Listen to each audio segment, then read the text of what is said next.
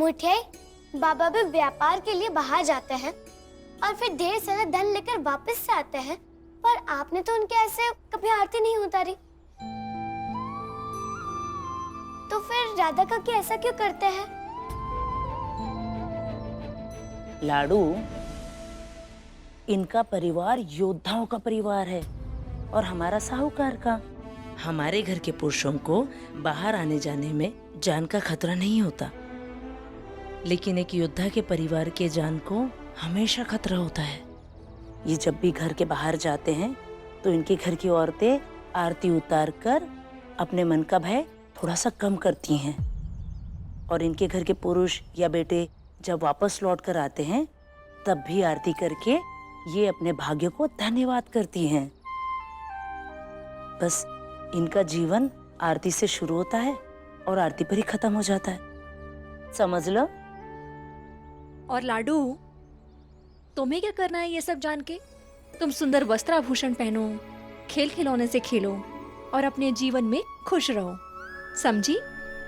हाँ।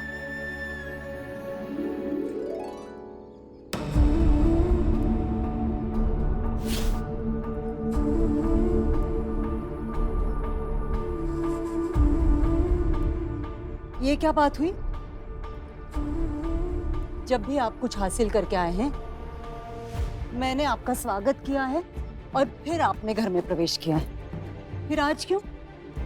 मुझे थोड़ी सी देर क्या हो गई? प्रतीक्षा करना भी उचित नहीं समझा आपने? यदि कुछ हासिल करके लौटा होता तो अवश्य प्रतीक्षा करता, परंतु मैं तो सारी उम्मीद गंवा कर लौटा हूं।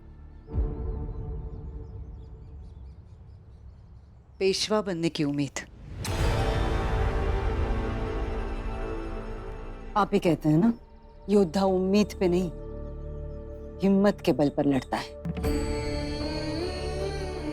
मिट्टी चाक पर घूमती है, आग में तपती है, पकती है, फिर उसकी कलसी बनती है और तब जाके उसमें पानी ठहर सकता है। धीरज रखेंगे तो पेशवा बनना कोई बड़ी बात नहीं है। समस्त मराठा साम्राज्य भली भांति ये बात जानता है कि जब जब आवश्यकता पड़ी है मैंने अपना सर्वस्व दांव पर लगाकर लड़ाइयां लड़ी भी हैं और जीती भी हैं। परंतु जब अपना सर्वस्व दांव पर लगाने के पश्चात भी संसार में उचित स्थान न मिले तो सब व्यर्थ हो जाता है। आपकी इच्छा अधूरी नहीं रहेगी। कहते हैं संयम रखेंगे तो इच्छा पूरी हो जाती है। संयम ही तो रखता आया हूं आज तक राधा।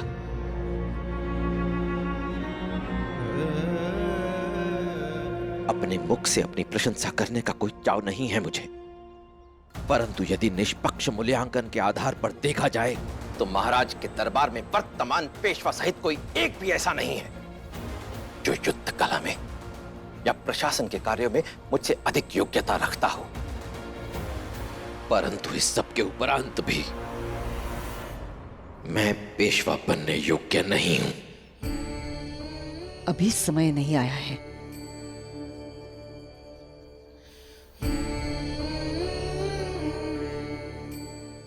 तो आज जो हासिल हुआ है वो क्या कम है? और अगर ये कम नहीं है तो फिर क्या एक पत्नी को इतना भी अधिकार नहीं कि अपने पति की कामयाबी पर वो उसका स्वागत करे?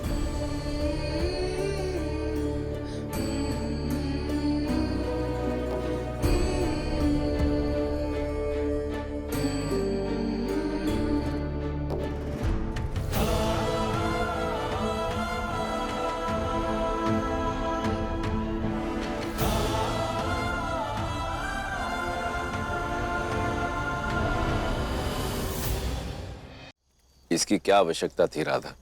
आवश्यकता थी।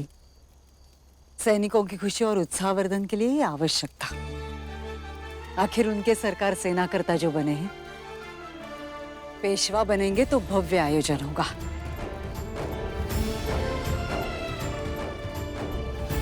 सेना करते बालाजी राव की, सेना करते बालाजी राव की, सेना करते बालाजी राव की, सेना करते बालाजी राव की। आरंभ किया जाए।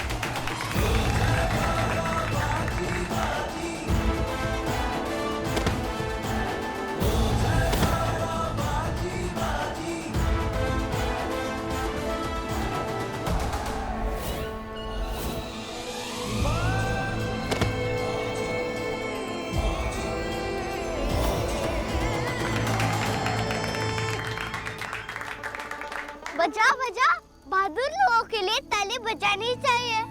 हम ताली नहीं बजा रहे, तो फिर क्या कर रहे थे? वो हाथ में खुजली आ रही थी ना, इसीलिए। तो तुम हाथ खुजाओ, मैं ताली बजाता हूँ। अगर तुम हमारे भाऊ हो तो बैरे बाजे के लिए ताली नहीं बजाओगे। वेडियस तू बिल्कुल पागल, तू बेड़ा है, तुम पागल।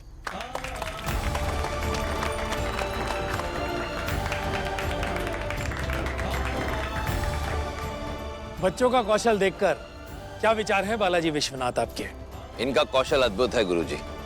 बाजीराव के विषय में केवल इतना ही कहूंगा गुरुदेव कि इसमें किसी भी असंभव को संभव बनाने की शक्ति है।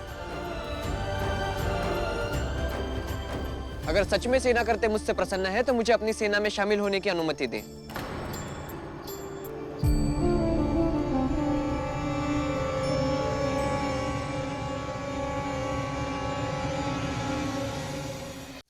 क्या कह रहे हो बाजी?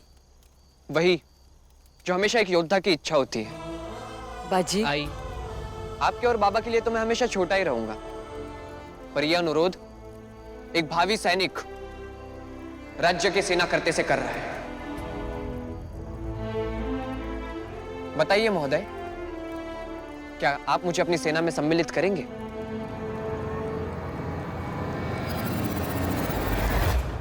अवश्य सैनिक। हमारी सेना को सदैव ऐसे योद्धाओं की आवश्यकता रहती है जो युद्ध भूमि को अपनी क्रीड़ा भूमि समझे और सदैव अपनी जान पर खेलने के लिए तत्पर रहें। बाजीराव की! बाजीराव की! बाजीराव की! बाजीराव की! बाजीराव की!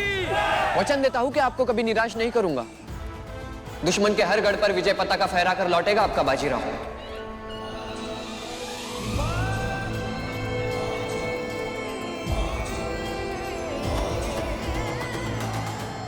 चलिए रात्रि भोजन के लिए चलिए।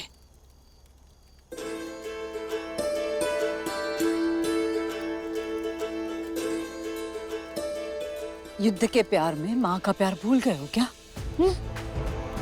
बस वही तो याद है आई। मन करता है युद्ध में जाते समय आप मेरी आरती उतारें, जैसे आप बाबा की आरती उतारती, और जीत कर आने का आशीर्वाद दें। पागल हो गए हो? पागल तो हो गया हुआ ही। मराठा साम्राज्य को शक्तिशाली बनाने और हर दिशा में विजय पताका फहराने के लिए पागल हो गया हूं।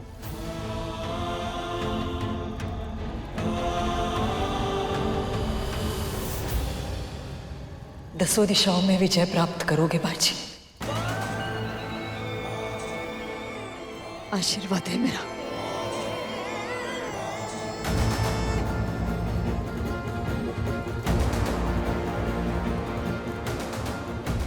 काशी, कैसे लगा बाजीराव का प्रदर्शन? अच्छा था, पर आपके पास तो बहुत सारे सैनिक हैं। फिर इस सेना में शामिल होने के लिए इतने उतावले क्यों हो रहे हैं? क्योंकि सबकी परेशानियां खत्म कर सकूं।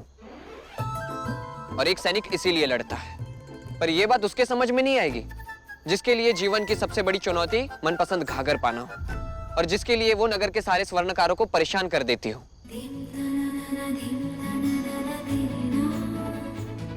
अब फिर हमारे घाघर को अपने युद्ध के बीच में ला रहे हैं, क्योंकि आपके अंदर युद्ध के अलावा कोई भावना है ही नहीं। हाँ, इसी में मुझे खुशी मिलती है।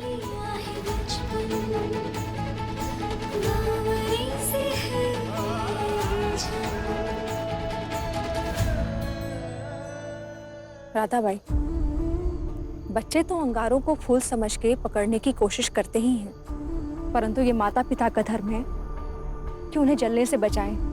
बाजीराव ने युद्ध में सम्मिलित होने की इच्छा जताई, परंतु बालाजी राव को उसे ये अनुमति नहीं देनी चाहिए थी।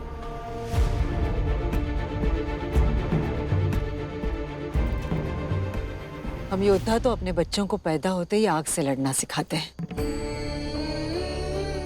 ममता रोकती हैं, किंतु समाज और राज्य की जिम्मेदारियां सब कुछ निछावर करने के लिए पुकारती है, और अपने देश पर निछावर करने के लिए पुत्र से बड़ा धन है ही नहीं हमारे पास।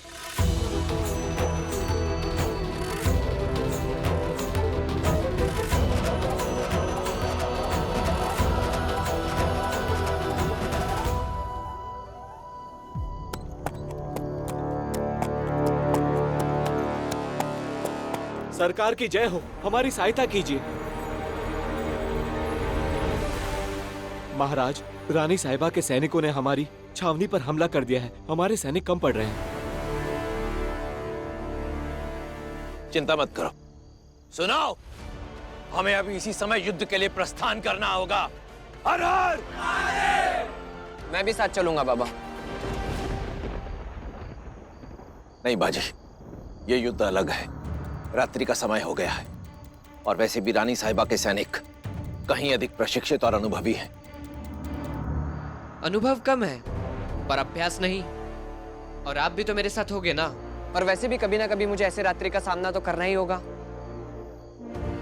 और आपने ही तो कहा था कि मैं किसी भी असंभव को संभव कर सकता हूं। तो इससे बेहतर अवसर क्या होगा?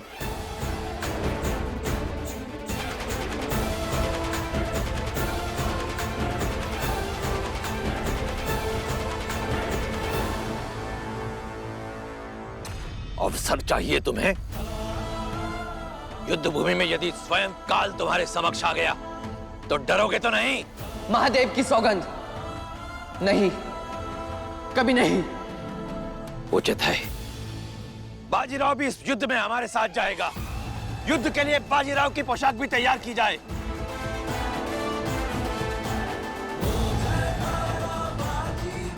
चलो।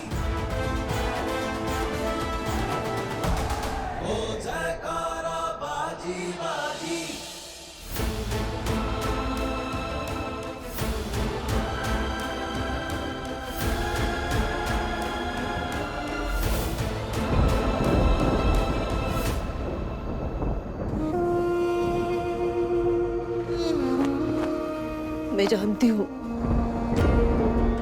कि हमने अपने बेटे को राज्य के लिए समर्पित किया, किंतु क्या यह उचित समय है युद्ध पर जाने के लिए? रक्षा करना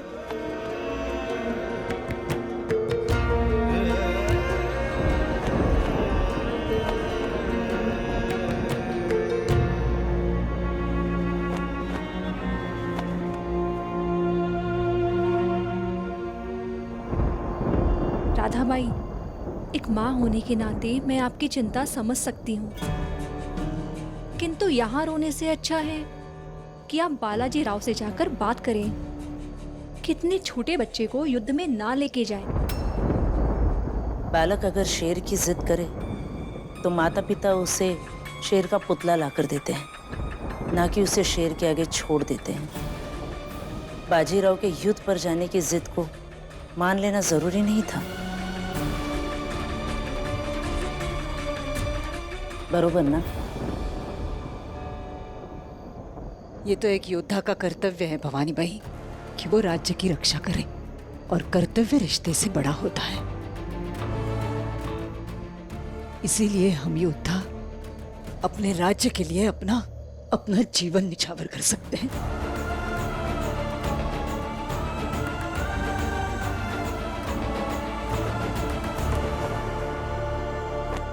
और एक योद्धा की माँ होने की पहली शर्त यही है भवानी बाई कि वो अपने पुत्र के युद्ध पर जाने पर रो सकती है, लेकिन उसे रोक नहीं सकती। भगवान की पूजा अर्चना के लिए फूल और राज्य की रक्षा के लिए तलवार उठाना ही उचित होता है, बरोबर ना?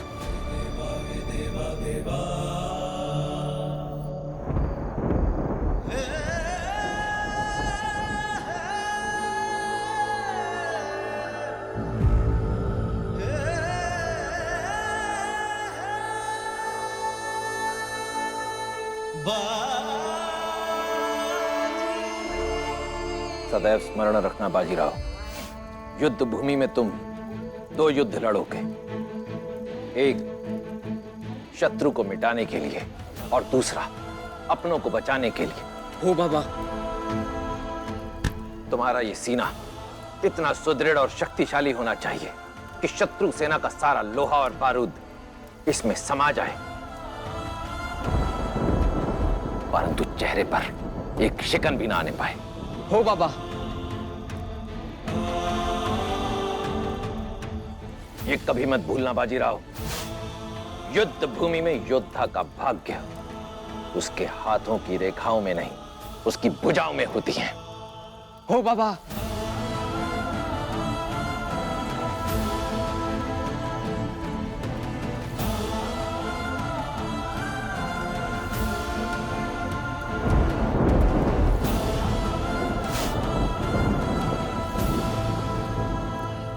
अब तुम युद्ध भूमि में जाने के लिए पूर्ण रूप से तैयार हो।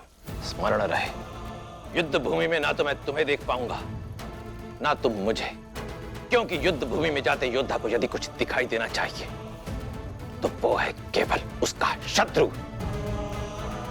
हो बाबा। आप दोनों एक साथ इस युद्ध की पोशाक में सुंदर लग रहे हैं।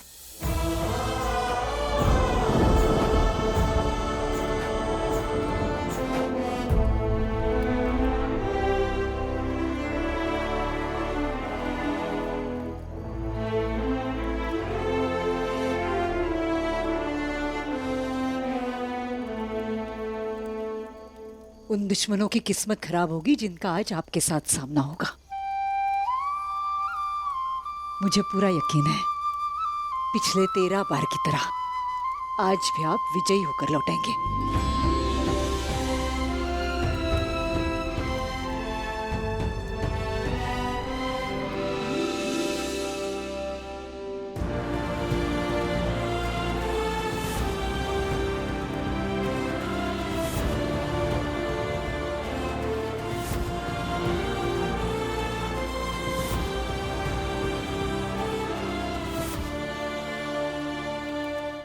तुम्हें पता है बाजी, जब तुम 3.5 साल के थे तो अचानक से सांसें रुक गई थी तुम्हारी। तब मुंह से फूंक कर मैंने तुम्हें सांसें दी थी। तब से हमारी धड़कनें एक हैं। उस दिन हम दोनों ने मौत को बिल्कुल करीब से देखा था।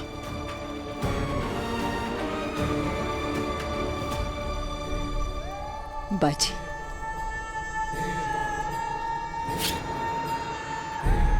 आज अगर युद्ध भूमि में तुम्हारा मौत से सामना हो जाए तो कह देना उसे, जब मैं 3.5 साल का था तब भी नहीं डरा था तुमसे, तो आज क्यों डरूंगा? और ये भी कहना कि मुझे सांसें देने वाली मेरी आई मेरे सुरक्षित लौटने की प्रतीक्षा कर रही है, तो दूर रहना मुझसे। हो आई। यशस्वी हो।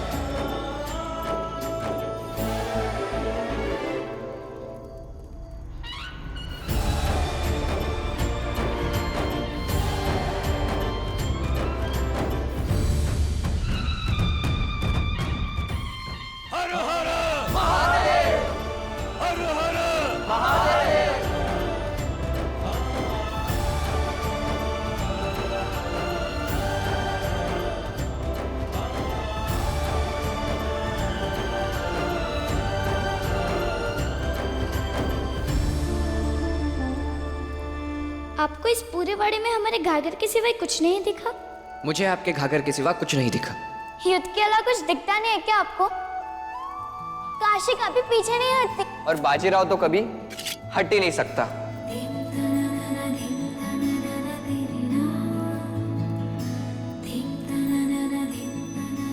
सेना में शामिल होने के लिए इतने उतावले क्यों हो रहे हैं? क्योंकि सबकी परेशानियां खत्म कर सकूं, और एक सैनिक इसीलिए लड़ता है।